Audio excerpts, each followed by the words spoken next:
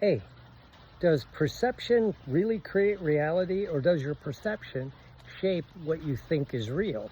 And what happens when those clash? You know, we talk a lot about that. Some people say perception's your reality, but it influences. And what I mean by that is, I get a good example, just had it. It was pouring down rain, but it was bright and sunny, right? Which happens a lot in the tropics, and technically where I'm at is the beginning of the tropics, right? Southwest Florida. So it's weird, especially coming from the Midwest.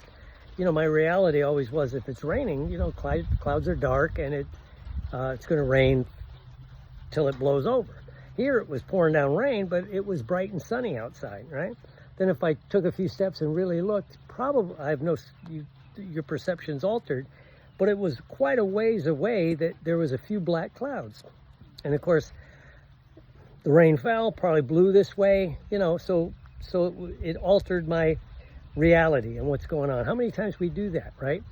Because do you realize, like, the way you react to the world is your perception, you know, and you see a lot of people that react based on how they were raised. You know, I do behavior, when I talk about behavior profiling, strength, intelligence, pity,